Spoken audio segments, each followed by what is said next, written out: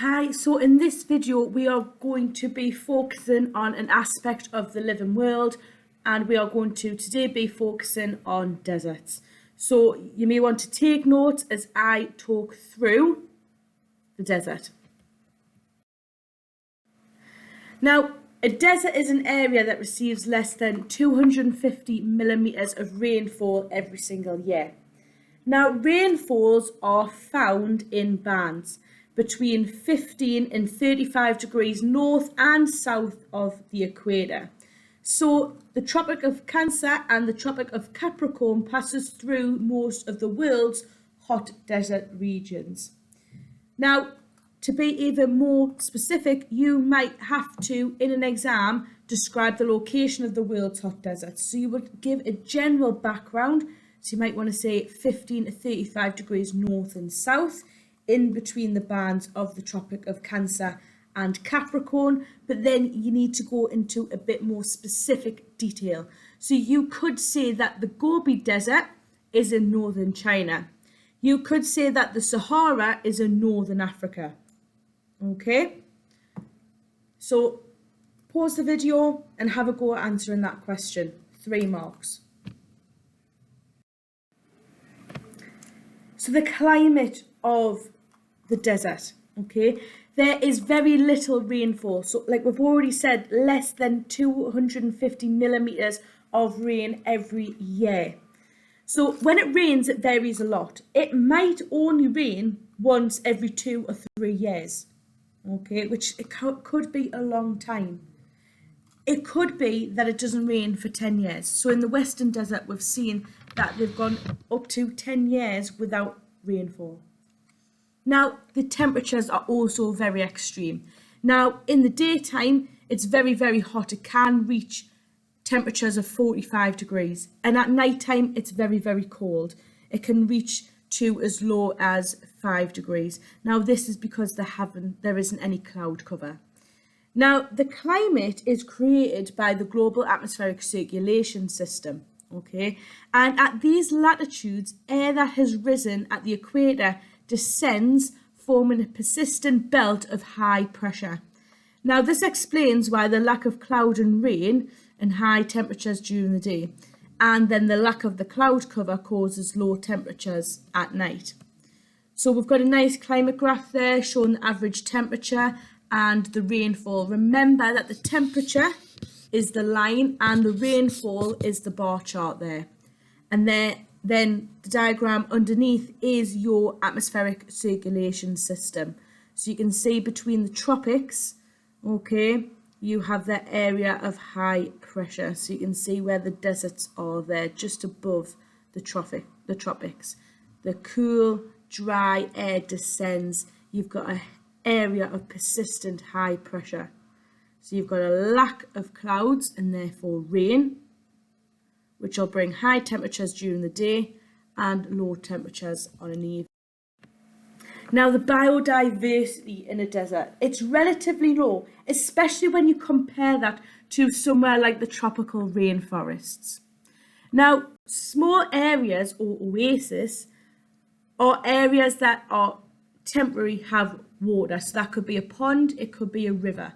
Now, you will see that biodiversity does increase around these desert oases.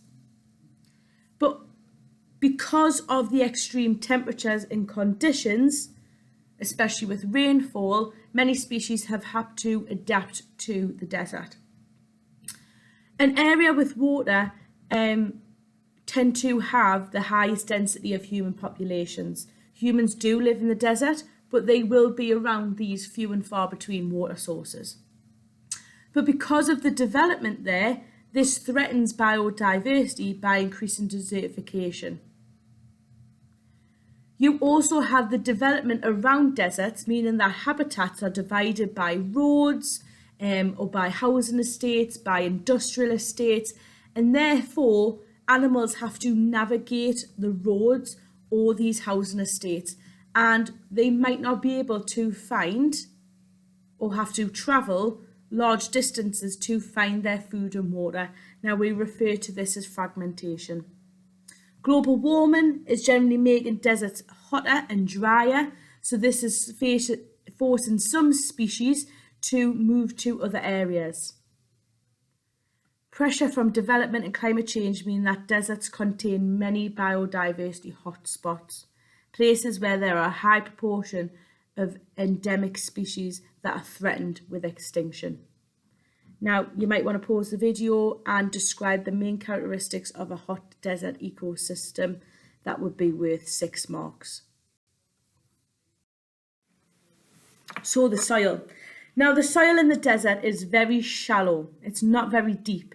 And it's made up of sand, stones. In some places, the wind can blow the material that is there to form sand dunes, where there is a potential for soils to become a little bit deeper. But because there are relatively low levels of vegetation, there is very low levels of organic matter and leaf fall. Therefore, the soil isn't very fertile. Now, the lack of rainfall and plant material mean that the soil is often quite dry, and evaporation draws salts to the surface, often leaving a white powder on the ground. So the soils aren't very fertile. They're not meant to support lots of vegetation.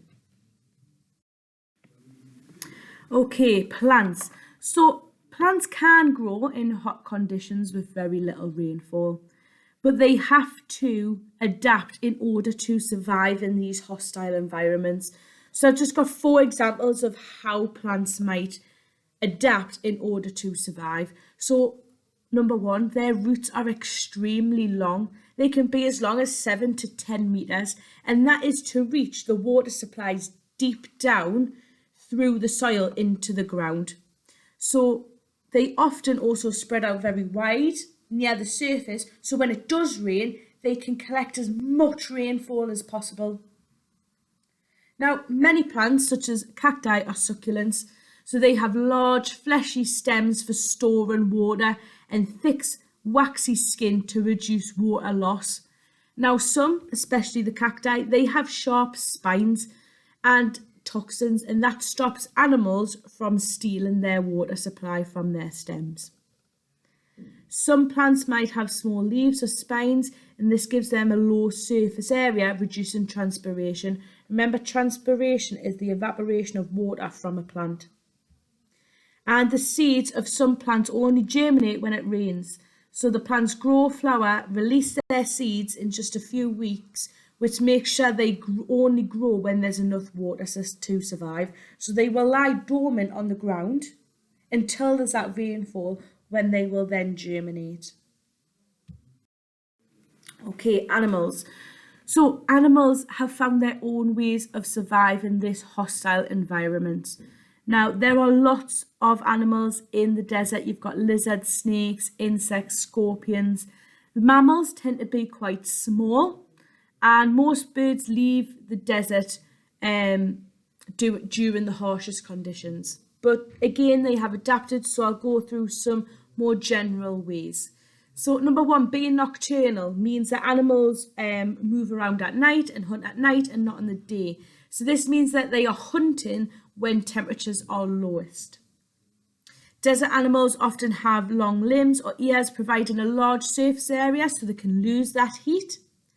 Lizards and snakes retain water by having waterproof skin and only producing small amounts of urine and sweat, so they're not getting rid of that water.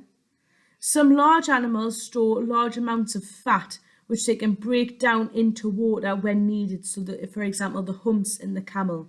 The humps don't store the water, the humps are fat. Adaptations to cope with the sand are common. So camels, to keep sand out their eyes, have long eyelashes. They have slits as their nostrils to stop the sand getting up their nose. Okay, and they have large flat feet so they don't sink into the sand when they are walking.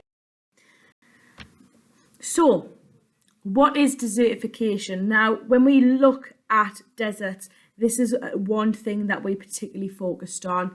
And desertification is the process by which fertile land becomes desert. So what we are seeing is that those margins on either side of our deserts are at increased risk of desertification.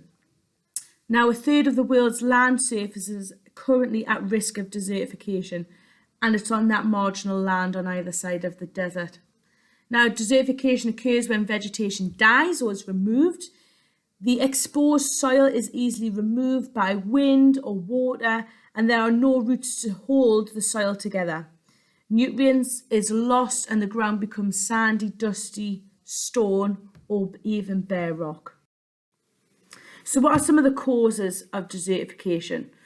So you have climate change, so rainfall. Climate change is expected to reduce rainfall in areas that are already dry. So it's going to become hotter and it's going to become drier. And this links into the heat with temperatures. So global temperatures are increasing. So higher temperatures cause more water to evaporate from the land, making the soils drier. So plants struggle to grow. If the plants can't grow, their roots aren't binding that soil together. You've got human activities. So you've got the removal of fuel wood. So many people in arid, dry areas rely on wood for their cooking, and they remove trees, deforestation, and this leaves the soil exposed.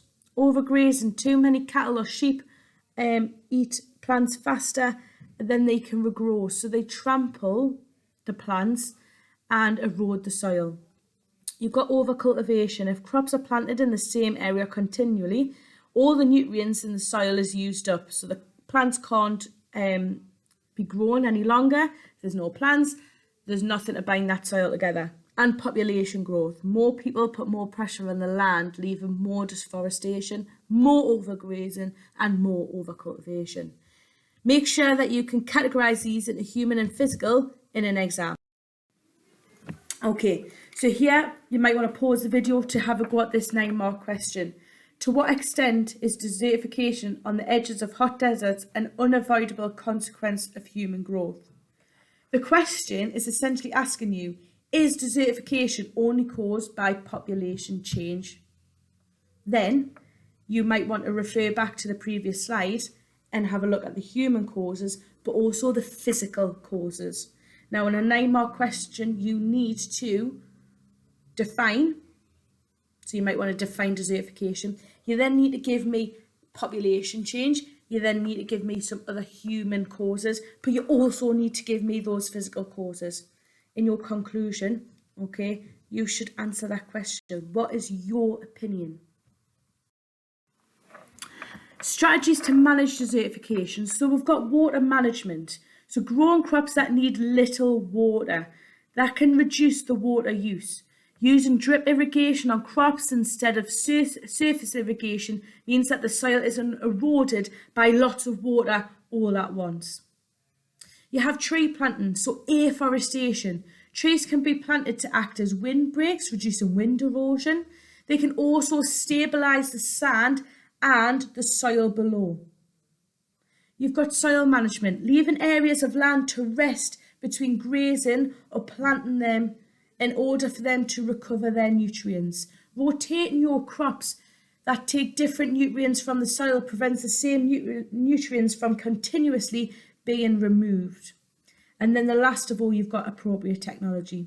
This involves using cheap, sustainable and easily available materials to build things that are easy for local people to maintain. So this may be your terraces. This might be your bund walls. This might be using solar cookers to reduce that deforestation for wood for cooking. You've got another 9-mark here. Choose one of the following environments. You would obviously choose hot. For your chosen environment, assess the importance of management strategies used to reduce the risk of environmental damage. So you might want to talk about each 4 of these, but then assess them. Why are they good? Why are they not so good? Which one overall do you think is the best? We did have a look at 2 case studies. One was the Western Desert. Now, it is important for your case studies that you know where they are, how people have adapted to that environment, the opportunities and the challenges. Feel free to pause this now and make some notes. Your second was the Sahel Desert Fringe. So yet again, you've got characteristics, you've got an example, you've got desertification, okay? So this was your case study referring to desertification in your desert fringes. Okay, so you need to know the human causes of desertification and how it is being managed.